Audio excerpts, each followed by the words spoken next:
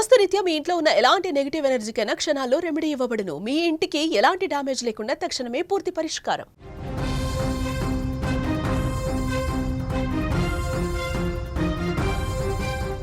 Maoist అగ్రనేత హిడ్మా చివరి చూపు కోసం గిరిజనులు కదిలి వచ్చారు.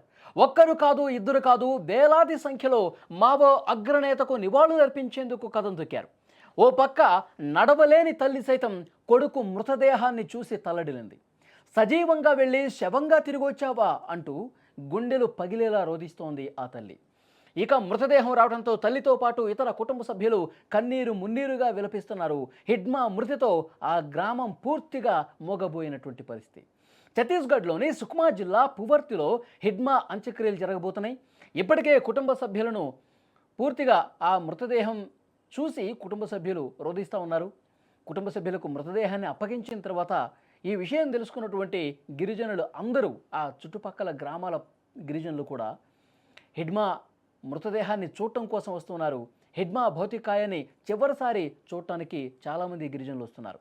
ఎందుకంటే కొన్ని దశాబ్దాలుగా హిడ్మా అలా చేశాడు, హిడ్మా ఇలా చేశాడు అని ఆ నోట ఈ నోట వినటమే తప్ప హిడ్మా ఎలా ఉంటాడన్నది కూడా చాలామంది అక్కడ స్థానిక గిరిజనులకు, అక్కడున్న యువతకు అసలు తెలియదు. హిడ్మా పేరు వినటమే తప్ప, పేపర్లో చదవటమే తప్ప, అడవుల్లోకి వెళ్ళాడు, పోరాటం చేస్తూ ఉన్నాడు, విప్లవం చేస్తూ ఉన్నాడు అని చెప్పి అక్కడ స్థానికులకు, అక్కడ గిరిజనులకు ఆ పేరు వినటం, కథలు కథలుగా చెప్పుకోవటమే తెలుసు తప్ప ఎప్పుడూ కూడా చూడలేదు. ఇప్పుడు మృతదేహంగా రావటంతో, అతను భౌతిక కాయం రావటంతో చుట్టుపక్కల గ్రామాల గిరిజనులు అందరూ కూడా వస్తూ ఉన్నారు.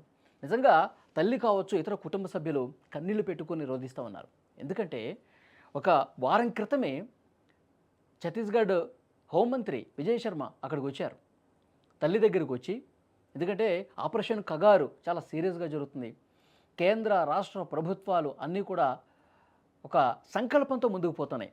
అడవుల్లో తుపాకీ మోతలు వినిపించకూడదు, ఒక్క మావోయిస్టు కూడా ఉండకూడదు, మీరు మీ ఆయుధాలతో లొంగిపోండి అని చెప్పి ఒక పిలుపునిచ్చినటువంటి పరిస్థితి ఉంది. అందుకే చాలామంది అగ్రనేతలు మావోయిస్టులు కూడా లొంగిపోయారు. ఆ విషయం మనకు తెలుసు. గత కొన్ని రోజులుగా వందల కొద్దీ మావోయిస్టులు లొంగిపోయారు. హిడ్మా మృతి తర్వాత కూడా చాలామంది మావోయిస్టులని విజయవాడ పరిసర ప్రాంతాల్లో చాలామందిని కూడా అదుపులోకి తీసుకున్నారు పోలీసులు. వాళ్ళని రిమాండ్కు కూడా పంపించిన పరిస్థితి ఉంది. ఆ తర్వాత ఇంకా ఎన్కౌంటర్లు జరుగుతూనే ఉన్నాయి.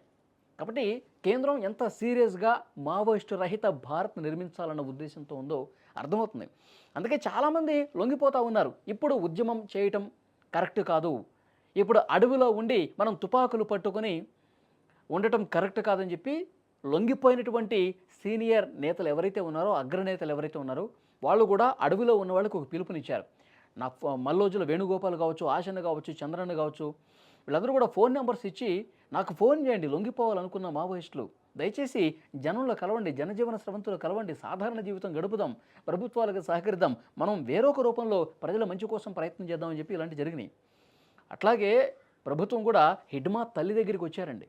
హిడ్మా తల్లి దగ్గరికి వచ్చి ఇప్పటికైనా లొంగిపోమని చెప్పు నీ కొడుకుని, హిడ్మాని, ఇంకా అడవిలో ఉన్నది చాలు, ఇక ఎన్కౌంటర్లు చేస్తే దొరకడు, ఇంకా పూర్తిగా ఈ లోకం నుంచే వెళ్ళిపోతాడు, అలాంటి పరిస్థితి వద్దమ్మా, ఒక తల్లిగా నువ్వు చివరిగా ఒక మాట చెప్పు అని చెప్పి ఆ వీడియో రూపంలో కూడా మాట్లాడించారు ఆ తల్లితో. ఆమె కన్నీళ్లు పెట్టుకొని ఇప్పటికైనా రాబిడ్డ, ఎప్పుడో పోయావు నువ్వు, ఎన్నో సంవత్సరాలు అవుతుంది, ఈ తల్లిని చూడాలనిపించట్లేదా, నా కొడుకుని నేను చూసుకోవాలన్నదని చెప్పి ఆమె చాలా భావోద్వేగంతో కన్నీళ్లు పెట్టుకుని మాట్లాడిన పరిస్థితుంది. ఆ వీడియో వదిలిన తర్వాత కూడా హిడ్మా రాలా. సరిగ్గా వారానికి హిడ్మా ఆంధ్ర ఒరిస్సా సమీపంలో అల్లూరి జిల్లా అక్కడ ఎన్కౌంటర్లో చనిపోయాడు. అల్లూరి జిల్లాలో జరిగినటువంటి ఎన్కౌంటర్లో హిడ్మా భార్య, ఇక సహచరుల్లో ఉన్నటువంటి 4 మావోయిస్టులు అందరూ కూడా ఎన్కౌంటర్లో మృతి చెందినటువంటి పరిస్థితి ఉంది. ఆ తర్వాత రోజు కూడా ఎన్కౌంటర్లు జరుగుతూ ఉన్నాయి.